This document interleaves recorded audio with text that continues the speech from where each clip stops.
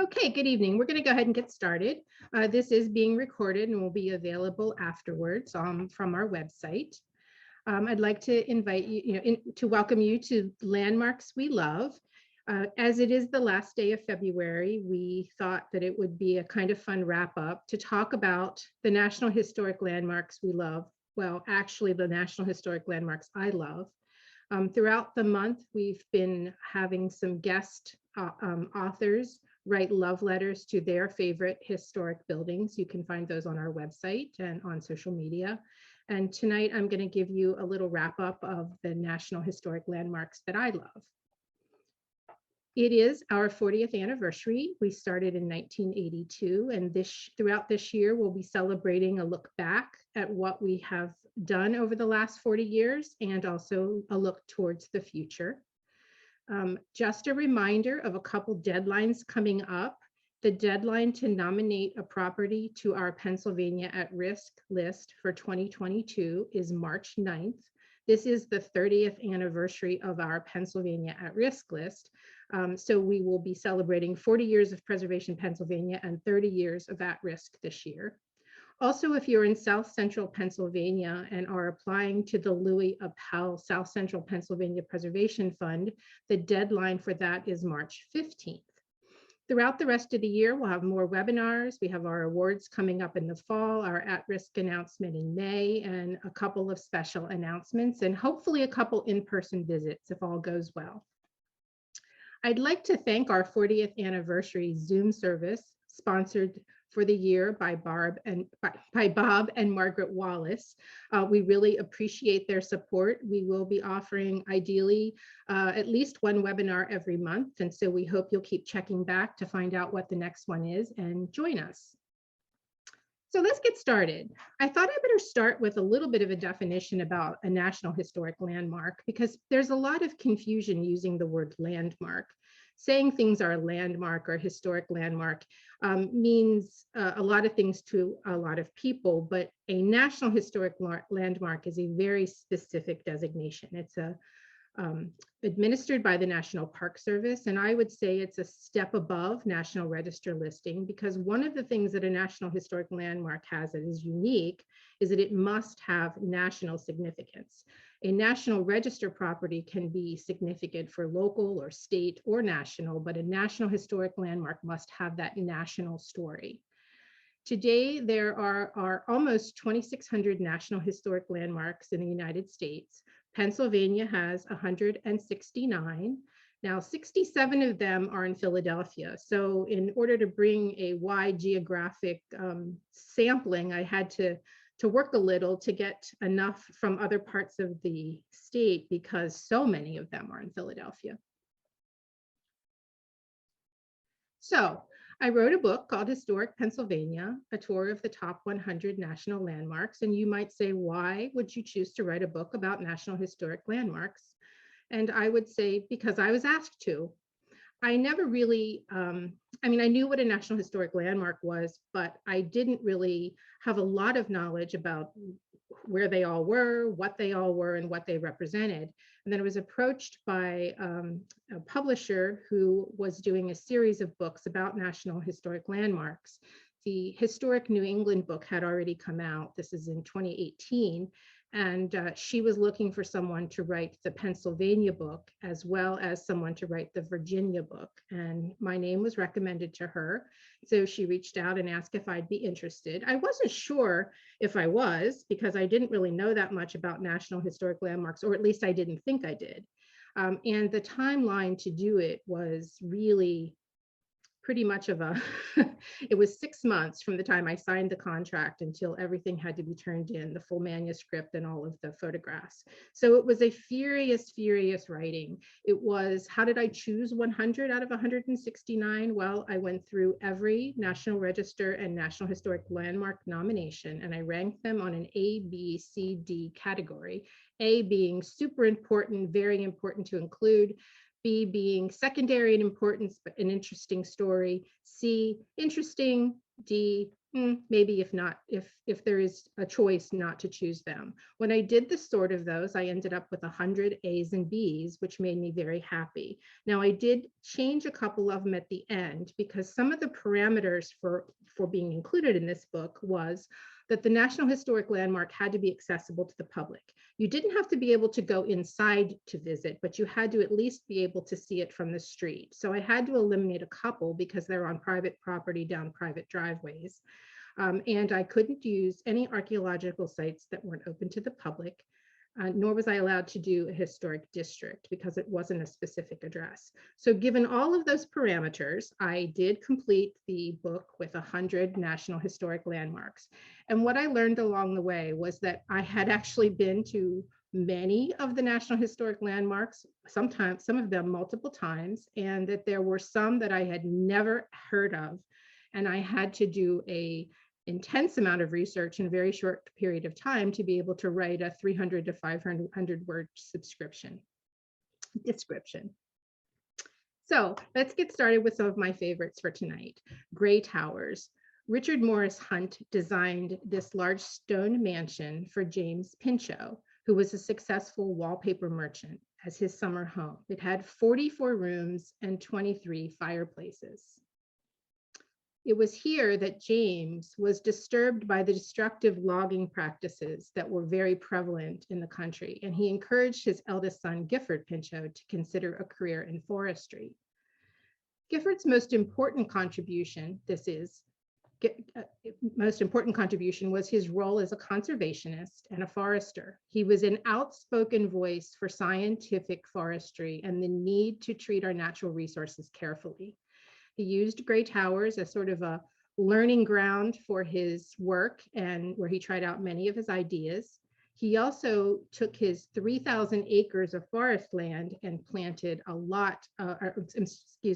took his 3,000 acres of land and planted a lot of trees, creating new forest land. This is where the first American School of Forestry was held for the first 21 years. Gifford and his wife Cornelia extensively remodeled the home when they made it their permanent residence in 1915. She focused on the landscape. When the building was originally built, the house sort of sat prominently on a hill and all of the plantings were far away from it. She worked to try to integrate the indoor and the outdoor to be almost seamless so that you could go from inside the house into a lovely area. She built several of the follies, including this little circular one on the side and the bait box. She created something that became very popular in the craftsman movement when bungalows were very popular, where the inside and the outside kind of seamlessly went together.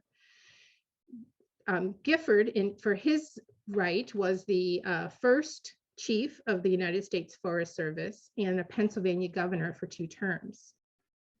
In 1963, Gray Towers was designated a National Historic Landmark, and Gifford Bryce Pinchot, who was the son of Gifford and Cornelia, donated Gray Towers and 102 acres to the United States Forest Service. Now you see this little red heart on the top, and what I decided to do was to give you sort of a personal story of why I picked this one. I love architectural follies and I love beautiful landscapes. And I just think this place has an amazing place to walk around, find cute little out of the way places to sit and contemplate the beauty of the landscape and maybe to have a little romantic kiss. Bedford Springs Hotel. In the late 1700s, the mineral springs on this site were used by the native people for curative properties. Dr. John Anderson learned of this site and purchased 220 acres in 1796 and invited visitors to come take the waters. He built a home on the property, but he offered accommodations to his guests in tents.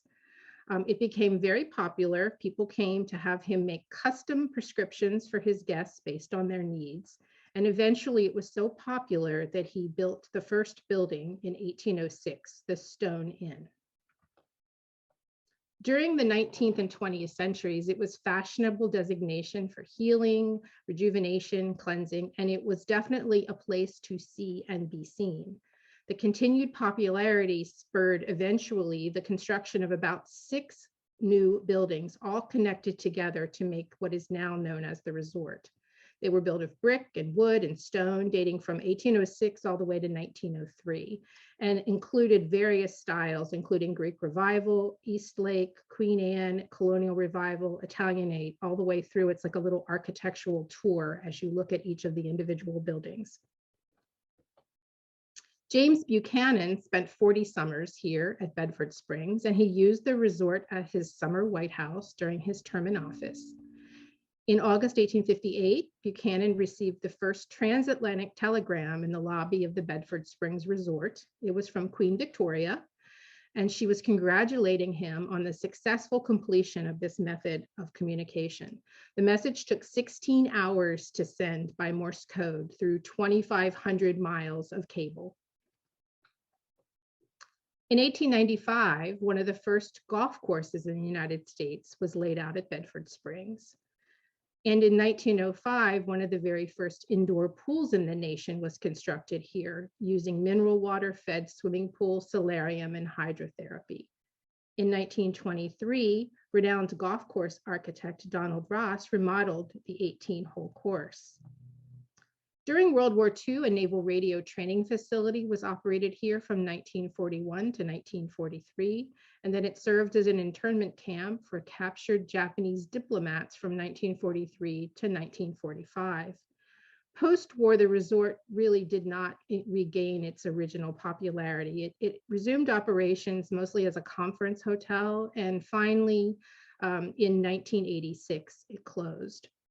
When I first saw this property, it was in 1994, and it was very deteriorated, had been closed for almost 10 years. And I thought that it was probably the last time I was going to see it, because I was pretty sure it was going to be demolished. But the property was designated a National Historic Landmark in 1991. It was purchased in 1998 and rehabilitated to its former glory. It reopened in 2007 as a hotel and spa and is operated by the Omni Hotels and Resorts. So what's my little special thing about this?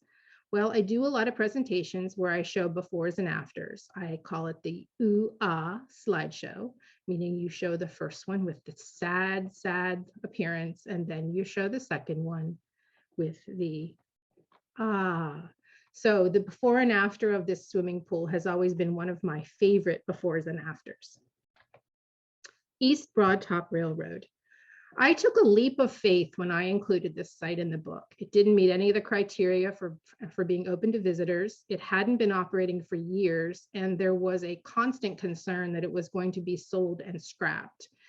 But the importance of this railroad compelled me to include it.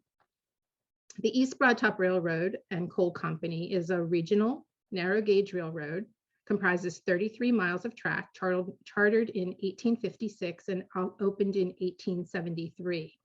It was established primarily as a coal carrying line in the heart of the bituminous coal mining region of Pennsylvania, but eventually carried lumber, sand, rock, general freight, and passengers. Instead of employing the standard width of 4 feet, 8.5 inches, it was a narrow gauge, which was only 3 feet between the rails. Narrow gauge was cheaper to build at the time, and it was easier to do the to build along the different curves that they had to do in this mountainous area.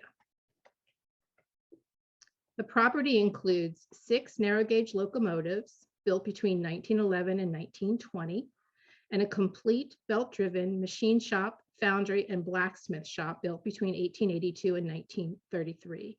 The shops were used to build railroad cars, make repairs. Many of these cars are still on the property. The common carrier service ended in 1956, but the East Broad Top Railroad is the most complete and original industrial historic site in the country, including the oldest surviving narrow gauge track in the US. It was the last of over 350 regional narrow gauge common carrier railroads to operate east of the Rockies.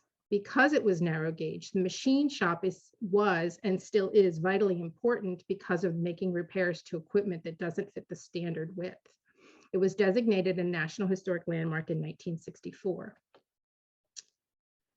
From 1960 to 2011, the EBT offered short steam-powered tourist rides. Here is my 7-year-old self in my brownie sweater, the year that my school took a field trip here. I remember buying a souvenir pennant. It was purple and it said East Broad Top Railroad. I remember it hanging in my bedroom before my mother invariably threw it away. This gets a double heart.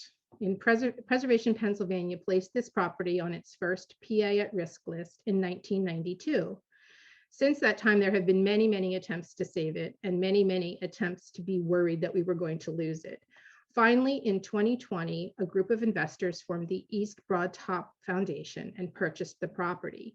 On Valentine's Day 2020, right before the world went into lockdown, the sale of the property was celebrated, and I was fortunate to be included in attendance, and was so glad that I had included it in the book. Horseshoe Curve. In 1834, wagon transportation from Philadelphia to Pittsburgh took 20 days. The same trip via train, canal, and the Allegheny Portage Railroad a little later took about 4 days, and only when the canals weren't frozen or flooded.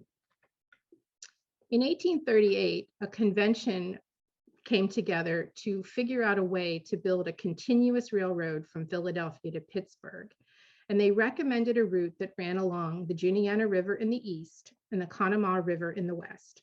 By 1850, these two sections were the main route of the Pennsylvania Railroad's main line. Nevertheless, to cross the mountains, passengers and freight still depended on the slow and dangerous state-owned Allegheny Portage Railroad, also a National Historic Landmark. Chief Engineer John Edgar Thompson designed a solution which was to lay tracks so that the trains could cross the mountain directly. The route he chose proceeded west from Altoona, where it rose 122 feet at a grade of 2%, which is a grade that a train could handle with the help of an extra locomotive. To construct this line, Thompson hired Irish laborers who lived in camps along the route, worked for 25 cents an hour for 12-hour days. They worked with the only tools available at the time, picks and shovels, to cut away the front of the mountain to form the ledge where they could place the tracks. The soil and the rocks that they removed were hauled in mule-drawn carts to fill the 2 deep intervening ravines on each side of the center of the curve. The track went up the eastern side of the mountain, turned left to cross the valleys to the western side, where it turned left again. The result resembled a horseshoe. The Horseshoe Curve over the mountains was placed in service in 1854. Passengers could now travel the entire route from Philadelphia to Pittsburgh in about 15 hours. This enabled the Pennsylvania Railroad to form alliances further west, so that by the 1880s, they had reached the Midwestern cities of Indianapolis, St. Louis, and Chicago. During the first half of the 1900s, the Horseshoe Curve was considered, along with the Panama Canal, the Empire State Building, and the Bay Bridge in San Francisco, to be one of the engineering wonders of the world. During World War II, it was a target, along with 11 other sites, of a plot by the Nazis to destroy it, to cripple the Allied war effort. This is a very interesting story, and with a lot of interesting detail. The Pennsylvania Heritage Foundation published an article in their Pennsylvania Heritage magazine, and it is available online. So if you have some interest in this plot to destroy these 12 places, go check it out. It's a really, really interesting story. In 1879, a park was dedicated to the engineering marvel at the bowl of the curve. And in 1966, the curve was designated a National Historic Landmark. The line remains busy as ever, usually hosting more than 50 Norfolk Southern freight trains a day and a few Amtrak passenger trains every day. For me, the sound of a train whistle, the gentle sway of the car on the track, and knowing that every day I could get on Amtrak and head west to Pittsburgh and experience the Horseshoe Curve. Fonthill Castle. This is actually a National Historic Landmark that includes 3 buildings. Fonthill Castle, which is the home of Henry Mercer Chapman, the Moravian Pottery and Tile Works, and also the Mercer Museum. So they are all designated as a single National Historic Landmark. In 1907, Henry Chapman Mercer, who was a visionary in the arts and crafts movement, began designing his home by imagining each of the rooms first. He made clay blocks and stacked them on top of each other to represent each of the rooms and rearranged them until he had a design that he liked. Then he created a plaster model as a reference and began construction with very little thought to what the exterior was going to look like. Fonthill was loosely based on a medieval castle that he had seen in his travels. He was one of the pioneers of the use of reinforced concrete as a building material, both inside and outside. It was durable and fireproof and very pliable when poured. The concrete was mixed by hand, formed, and then embellished with red tile. The plan of the house is irregular in shape and the height including a 4-story tower and steeply pitched roof. It was completed in 1912. The Moravian Pottery Works is a U-shaped building constructed around an open courtyard. It was also built between 1911 and 1912 and is constructed of reinforced concrete with concrete buttresses resembling a medieval cloister. The roof is a concave hip covered in tiles, irregular chimneys, and windows. A variety of decorative tiles are set in both the interior and the exterior walls. Concrete barrel vaulted interiors house 5 pottery kilns. It is a working museum that still functions as a manufacturer of architectural tiles that in a manner developed by Mercer. Mercer tiles have been used extensively across the United States, including a very impressive collection of them in the Pennsylvania state capitol. When Henry Mercer died in 1930, he left Fonthill in trust as a museum of decorative tiles and prints and gave life tenancy to his housekeeper. In 1990, the Bucks County Historical Society appointed the permanent trustee, and Fonthill is now operated by the Bucks County Historical Society, and the Moravian Pottery and Tile Works is opened by the Tile Works of Bucks County. This is a great place to visit, and in fact, you can make arrangements to go make your own tile. Why is this a heart? Well, I mentioned earlier that I had been to a lot of these sites, but my photos weren't good enough. But who doesn't love a castle? And I'm sharing a picture of my first visit there. And that is my husband and I, he was my boyfriend at the time, contemplating the exterior architecture of Fonthill. Furness Library. Frank Furness, a Philadelphia native, is recognized as one of the most important architects of the 19th century. The cornerstone of his library at the University of Pennsylvania was laid in 1888, and the building was completed in 1890. Its Romanesque and Gothic elements include gargoyles and elaborate carvings. The entrance is a massive porch of dressed stone and an entry that leads to a great iron staircase that rises the full height of the 95-foot tower. Considered innovative at the time, this was the first library to separate the reading room from the book stacks. Books were kept in a separate room that was designed so the rear wall could be removed on jack screws and new bays could be added as needed.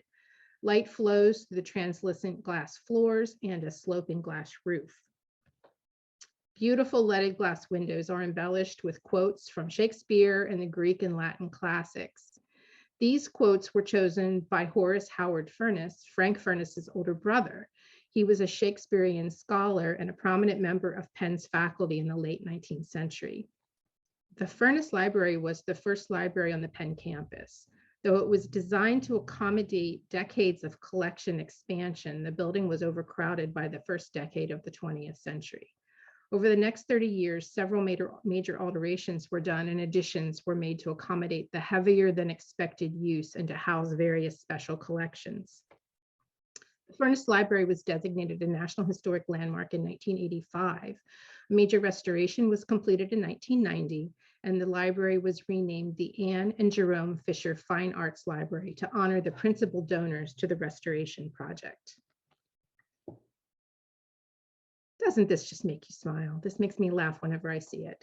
Frank Furness, who, yes, is one of my favorites, was born in Philadelphia in 1839. In 1857, he was apprenticed to the architect John Fraser, and 2 years later, he entered the New York studio of Richard Morris Hunt, where he learned the eclectic medieval form that became his signature.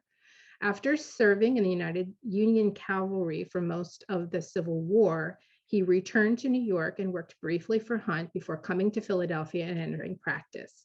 By the time of his 50th birthday in 1889, which was the year that the date stone was laid for this building, he had already designed more than 300 buildings in Philadelphia, including several major city landmarks.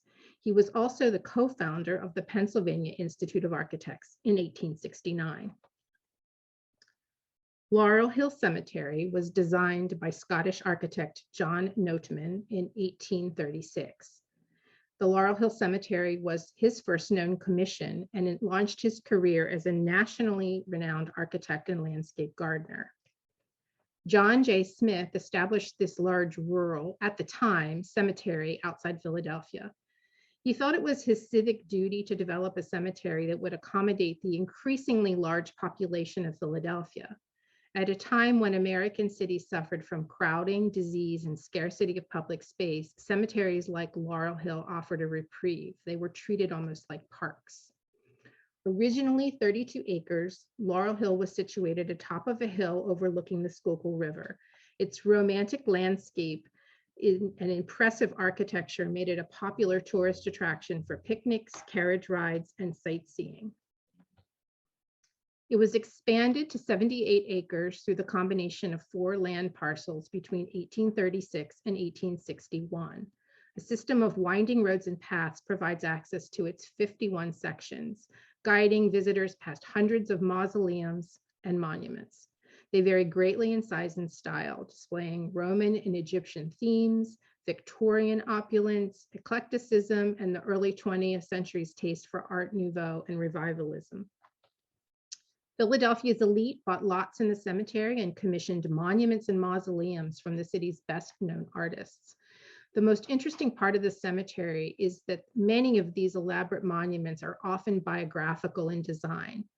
The sarcophagus of industrialist Thomas Sparks shows his shot tower in low relief, while the tomb of Joseph Lewis depicts the Philadelphia waterworks that he helped to establish.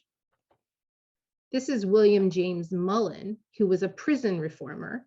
He's pictured here with the gates of the prison smashed open, broken chains on the ground, a weeping woman, and the angel Gabriel standing triumphant atop it all. Most interesting about this was that he had his grave commissioned long before his death and actually had it exhibited at the centennial celebration in 1876. Many prominent Philadelphians are buried here, including Harry Callis, legendary sportscaster of the Philadelphia Phillies. Laurel Hill is also the final resting place of General George Meade, 39 other Civil War generals, and 6 Titanic passengers. Laurel Hill Cemetery is still in active use as a burial ground, and it's supported by the Friends of the Laurel Hill Cemetery, a nonprofit. In 1998, it was designated a National Historic Landmark, one of only a few cemeteries in the United States to earn that distinction. And my heart here is for go to visit this cemetery if you've never been there. Give yourself an entire day. It is an amazing collection of art and sculpture and stories. There are so many stories to be told just by looking at these mausoleums and elaborate monuments. So definitely, if you've never had a chance to go, you should definitely take the time to get there. The Pearl S. Buck House. Pearl Comfort Seidenstricker was born in 1892. She was a child of a Presbyterian missionary in China and grew up among the Chinese people, completely immersed in their culture. In 1917, she married John Buck, an American agricultural missionary. They spent their first 5 years in China, and in 1920, Pearl gave birth to her only biological child, Carol. She was concerned about the lack of development of her child, and she had very little support from her husband or doctor. So she sought a place that could care for Carol, who was eventually diagnosed with a genetic disorder that resulted in progressive mental deterioration. Worried about paying for this care, she began to write in the hope that she could earn enough money to support Carol's institutional care. In 1932, the Bucks returned to the United States. She spent most of her time in New York as a famous author, but she craved a place in the country where she could write. She purchased Green Hill Farms. It was the very first house she looked at. She thought that the stone symbolized strength and durability. The original farmhouse was built in 1835, but she did make extensive alterations and additions to it and remodeled the interior. While the house was being renovated, Pearl and her publisher, Richard Walsh, developed a more personal relationship. So Pearl divorced Buck, and she married Walsh in 1935. They raised a large international family, including 7 adopted children and several foster children in this house. A walk through this house reveals a rich, almost intact collection of the life of Pearl Buck. From the typewriter that she wrote Good Earth, sitting on her desk, to a closet filled with games that look ready to play. This is like a visual biography of her life. Building on her literary themes and her financial successes, Pearl turned her efforts to humanitarian causes. Her experiences in China led her to advocacy work for racial harmony and as a means to achieving world peace. The Pearl S. Buck Foundation was formed in 1964 with a mission to provide aid to children throughout the world, and is the Pearl Buck Foundation that still owns and operates this place. I mentioned earlier that she began to write to earn enough money for her daughter's care. After many rejections, her first book, East Wind, West Wind, was published in 1930 by Richard Walsh, who became her husband, of the John Day Publishing Company. Her next book, The Good Earth, was a critical and financial success, earning her the Pulitzer Prize in 1923. A prolific writer, she penned 46 novels and over 1,000 other works. In the summer of '72, when I was 12 years old, I was at the library where I spent a lot of my time, and I had gone through all of the books in the section where I was supposed to be reading, and I went to the librarian for some help on what else I should read. She pulled out The Good Earth and handed it to me, and I scurried home and read the whole thing probably in a day and headed back to the library. So throughout the course of the summer of 1972, I worked my way through not all of her books, but all of the books that were on the shelves of my local library. When I was asked to write this book about National Historic Landmarks, the first thing that the publisher asked for was a sample of my work. And so this was the property that I picked to write my initial entry. And so I thought it brought me some good luck because of my connection with The Good Earth and Pearl Buck, and indeed is what led me to finally getting started on the full book. The Wagner Free Institute of Science. Most people who know me know that this is one of my absolute favorite places. I try not to have favorite historic places, but this one I just really like. Founded in 1855, the Wagner Free Institute of Science is a rare surviving example of a Victorian-era scientific society. Philadelphia merchant and philanthropist William Wagner opened this private museum and research center and library to exhibit his personal collection of natural history specimens gathered on his travels. His personal mineral collection, one of the oldest in the country, and his extensive fossil collection have been on display since the museum opened in 1865. As you can see from the small historic picture in the corner to what it looks like today, an impressive open 3-story exhibit hall houses an extraordinary collection of mounted birds, mammals, shells, dinosaur bones. Artifacts are displayed in cherry wood and glass cabinets and maintain their original layout, providing a rare view of a Victorian-era science museum.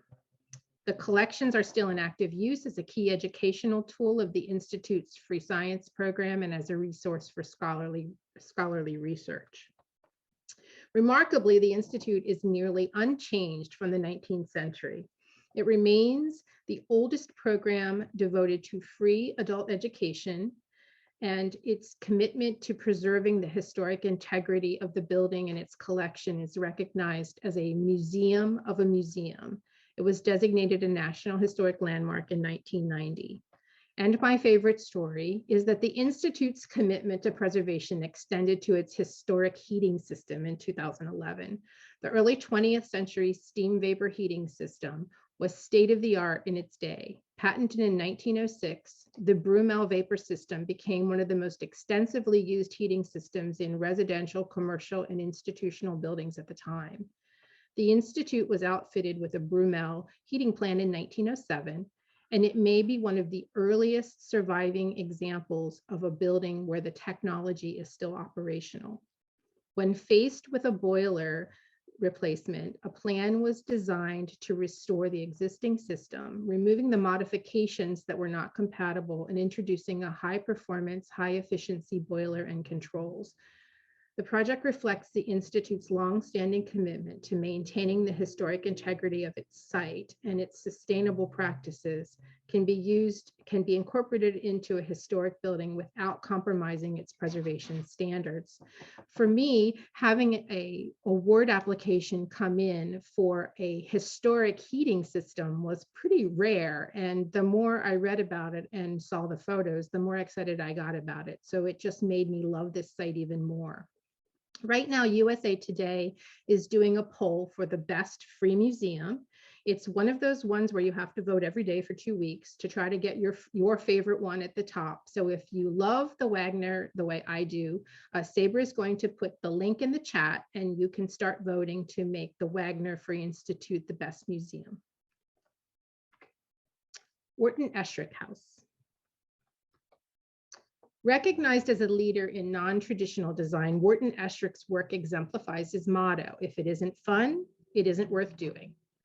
Eschrick studied drawing and printmaking at the Pennsylvania Museum School of Industrial Art and painting at the Pennsylvania Academy of Fine Arts. In 1913, he moved to the country and began his painting career that evolved into carving, at first just on the frames of his paintings, and eventually to woodcuts that illustrated more than 9 books, and carving on furniture. He had a lifelong exploration of the nature of wood and its dynamic material quality. By 1926, his sculpture was exhibited at the Whitney Museum of American Art in New York, and he turned his work to interiors, designing the interior of a home for Curtis Bach, a Pennsylvania Supreme Court judge. When the house was demolished, the fireplace, adjacent music room doors, and the foyer stairs were salvaged and installed at the Philadelphia Museum of Art. His studio, which you see here, was built between 1926 and 1966. It's his largest piece of art. It showcases the evolution of his work from the arts and crafts period through the modernist period. Every feature of the building, from the door handles and the light pulls and the carved staircase, is considered a functional sculpture and was designed by Eschrick. The red oak staircase, completed in 1930, leads from his workshop to his bedroom loft, twisting as it rises with a section that looks a little like a piston in a rotary engine. Each tread has a tenon that fits into a mortise, and it is held into place with a furniture bolt. The stair can be dismantled and has been taken out 2 times. In 1940, the stair, along with some of his furniture, was used to create an exhibit at the New York World's Fair.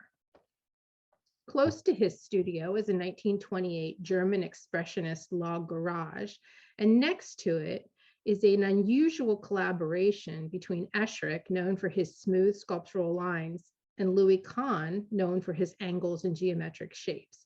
Both men had strong personalities, and they finally compromised on a plan that was essentially 3 joined hexagons and 3 diamond-shaped roof planes with sloping eaves. And it is an interesting marriage of their 2 design styles. I think Louis Kahn might have been a little more influential than Eschrick because there's not a lot of smooth lines on here. But the workshop includes the 1956 date of construction and their initials carved by the front door. Eschrick continued to work here in his studio until his death in 1970. Eschrick's daughter, Ruth, and her husband, Mansfield, or Bob, made it their life's work to tell his story, developing the site into a museum in 1972 and ensuring that the museum would be a place that encouraged new creative and imaginative designs in wood through their annual jury woodworking exhibition. My first visit to the Wharton Esherick House was pretty magical. I had never heard of it. I went along with someone from the PHMC when they were making a site visit, and we had been someplace else before that, and it was just breathtaking. And then I met Bob Bascom, and just delightful. He took us through every inch of all of the buildings and told us the story, and it was so inspiring. Their love story was also inspiring, and their lifelong commitment to preserving the story of Wharton Esherick is just so impressive. They've both now passed away, but in 2009, Preservation Pennsylvania was able to honor them with the F. Otto Haas Award, which is our sort of lifetime achievement award. And you can see how delighted Ruth and Bob are here after they received the award. The Woodlands. William Hamilton was born in Philadelphia to a wealthy family of lawyers and politicians. At the age of 21, he inherited over 300 acres of land on the west side of the Schuylkill River. He built a Georgian house circa 1770 with a two-story columned portico overlooking the Schuylkill River. After a trip to England, he remodeled the house between 1786 and 1789 and expanded it into a more federal style, which was very popular in England at the time. To keep the activities of the servants out of the view of his guests, he built the kitchen and service facilities in the basement with a passage that radiates out from the servants' vestibule in the center of the house, and access to the basement is through a cryptoporticus, a covered passageway under the terrace on the north side. So my love for this one is the word cryptoporticus, because how often do you get to use that? Hamilton was an eminent botanist and plant collector, and the Woodlands gardens are based on the gardens of England. His plant collection included over 10,000 species, and he boasted that there was not a plant in Europe, Asia, Africa, from China and the islands in the South Sea with which he had not procured. He used his connections to obtain rare plants from his neighbors John Penn Jr. and John Bartram, and he successfully lobbied to receive seeds sent by Lewis and Clark from their trip to the Pacific in 1804. After his death, the establishment of the Woodlands Cemetery Company on the site began in 1840. It was a slow transformation of Hamilton's garden into a rural cemetery. The house and its original English gardens provided the inspiration for the development of the cemetery, and it still defines its cultural landscape. An interesting feature of the cemetery are the many cradle graves popular in the Victorian era. A cradle grave provides a headstone and a footstone and two low walls with the center area for planting. At the time is a place where that family members would come often on the weekends to tend to flower gardens and to enjoy a little bit of green space away from the city. Now the Woodlands Grave Gardeners is a volunteer gardening program that is reintroducing this practice by pairing volunteer gardeners with flowerless graves. Carey blast furnaces. Built in 1907, these furnaces were produced iron for the Homestead Works from 1907 to 1978. The Carey blast furnace plant served two primary functions. It produced basic iron for the steelworks open hearth furnaces, and it also produced a byproduct gas that was utilized to generate electrical power. In many areas in the Monongahela Valley where the steel plants were, these power plants produced enough gas that they could not only cover the electricity for their own operation, but also could serve as electricity for the entire community. The molten iron produced at Carey was transported across the river on the hot metal bridge to the Homestead Works, where it was transformed into steel. The bridge was built in 1901 by the Keystone Bridge Works and was part of the expansion of the Carey plant that included the construction of furnaces 3 and 4.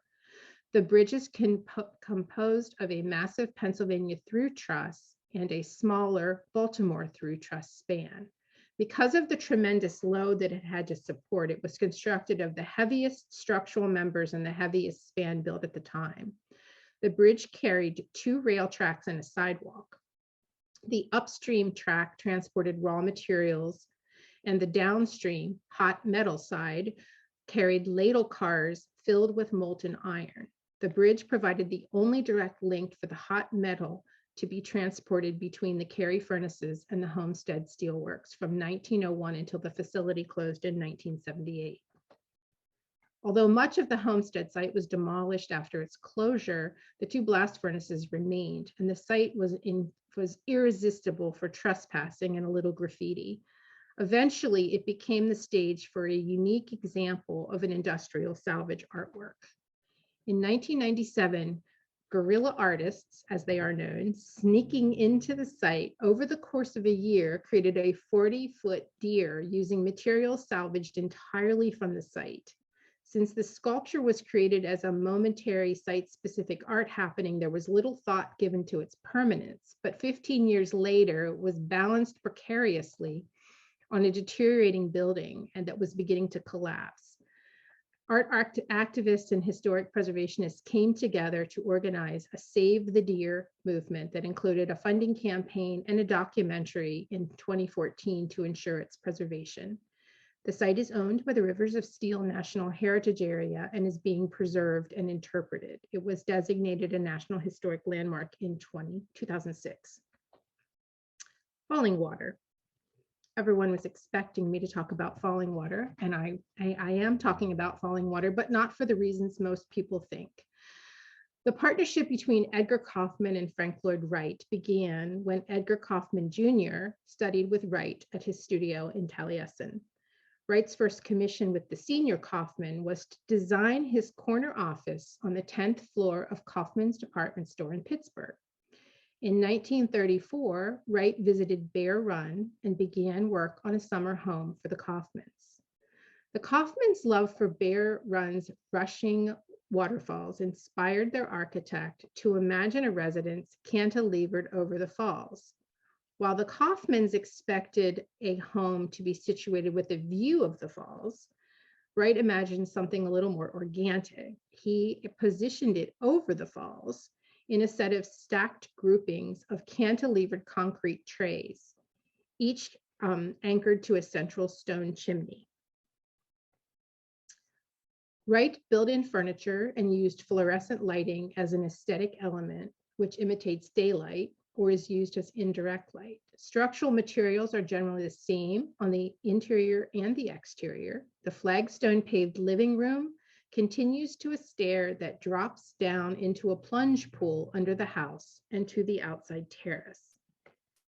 Construction of Falling Water was completed in 1937, and the Kaufman family began using their weekend retreat, sharing it generously with family and friends for many years. In 1963, Edgar Kaufman Jr. presented the house, contents, and grounds to the Western Pennsylvania Conservancy. Preserving Falling Water has been ongoing constantly since its completion. The Western Pennsylvania Conservancy has been an excellent steward of this masterpiece, undertaking major and minor carefully planned preservation projects since accepting its property.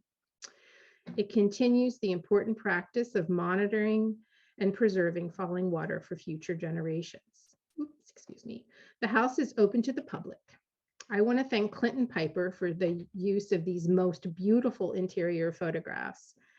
As I said, it was difficult to find some of the older photos, ones that I had taken, to be able to be used in the book because they were so old and the quality just wasn't that good. Now, I'll tell you the reason that there's a heart here. I do love Falling Water. And when I first went to see Falling Water and then eventually to see Kentuck Knob, all of my architectural friends said to me, well, you'll appreciate Falling Water, but you will not really want to live there. You would probably much rather live at Kentuck Knob. But I have said, if I have to give it up, I'm going to move into Falling Water. Now, why I selected this was not for the reason you think, but because my first visit was, I was already on site for another reason. And the director of the program at the time, the curator, the director of Falling Water, said I could just go on inside. Go ahead, go on, help yourself. Now, after years of visiting house museums, I knew that I wasn't supposed to go anywhere without a docent, and I certainly wasn't supposed to be touching anything or wandering through without someone supervising me. But she said, go ahead, have fun, take pictures. And I realize now that it was the philosophy of Edward Kaufman Jr. that advocated this. Falling Water was not to have traditional museum barriers, but rather to feel open and inviting as it did when the Kaufman used it as their home. Kennywood. Opened to the public in 1898 as a small trolley park near Pittsburgh, the Monongahela Street Railway Company created Kennywood in an era when street railway companies were trying to find ways to increase weekend usage. They had a lot of usage during the week as transporting workers into factories, but on the weekends it wasn't very used. So many of these street railway companies established these amusement parks at the end of the line so that people would have to use it on the weekends.